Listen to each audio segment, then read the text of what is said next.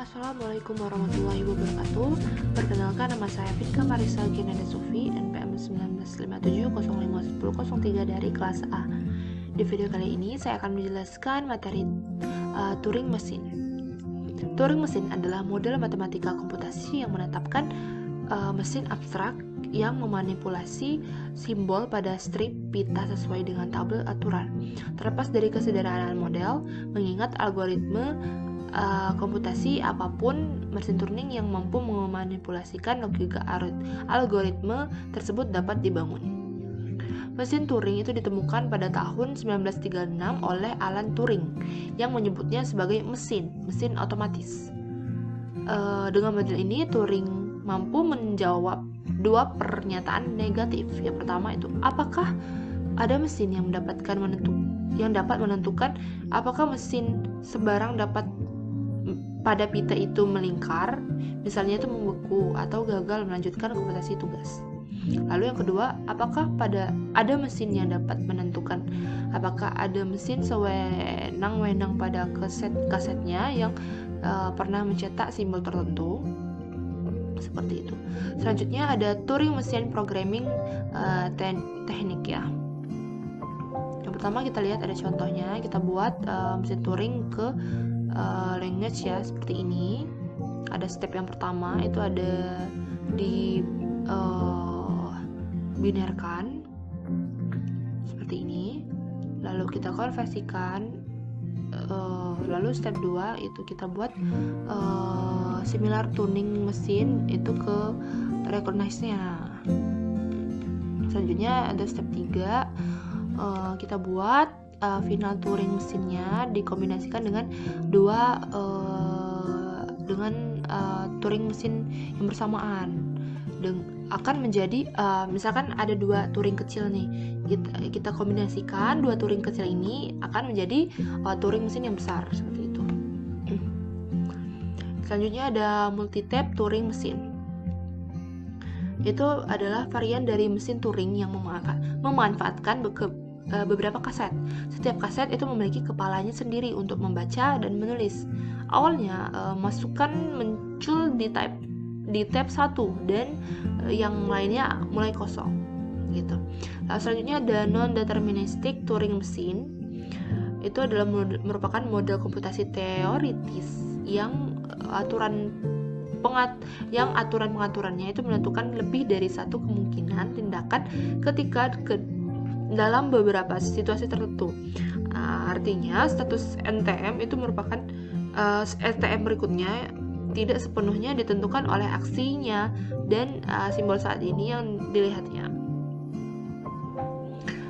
Selanjutnya ada the crash Turing thesis. Merupakan hipotesis tentang alam dari fungsi yang dihitung.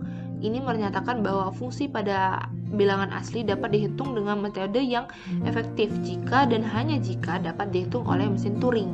Nah, tesis ini dinamai oleh ahli matematika dari Amerika ya, bernama Alonzo Crunch, dan matematikawan Inggris Alan Turing.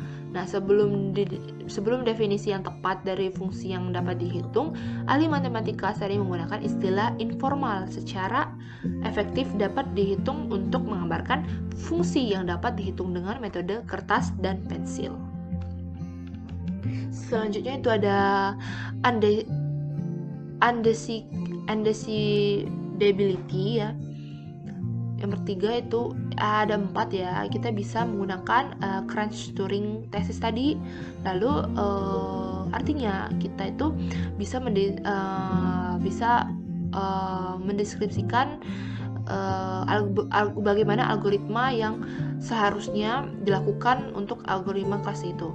Lalu karena kita menggunakan TMS ya, Turing mesin, nah itu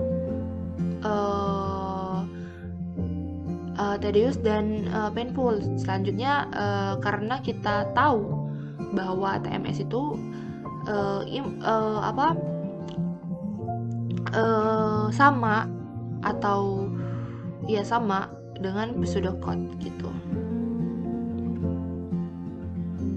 Selanjutnya seperti ini ya untuk undecidability.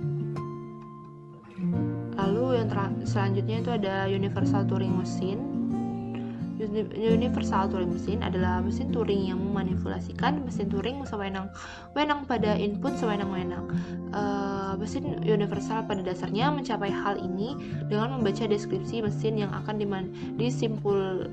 disimulasikan serta input ke mesin itu dari rekamannya sendiri. Nah, Alan Turing memperkenalkan ide mesin semacam itu pada tahun 1936 sampai 1937. Prinsip ini dianggap sebagai asal mula ide program komputasi tersimpan yang digunakan oleh John von Neumann pada tahun 1946 untuk instrumen komputasi elektronik yang sekarang menyandang nama von Neumann. Itu sebagai arsitektur von Neumann. Selanjutnya itu ada the halting problem, merupakan masalah penentuan dari deskripsi program komputer sembarang dan masukan. Apakah program akan selesai berjalan atau terus berjalan selamanya? Alan Turing itu membuktikan bahwa pada tahun 1936 bahwa algoritma umum untuk memecahkan masalah terputus untuk semua kemungkinan pasangan masukan program yang tidak ada. Lanjut ada undecidability of the halting problem. Ini adalah salah satu kasus pertama dari masalah keputusan terbukti tidak terpecahkan.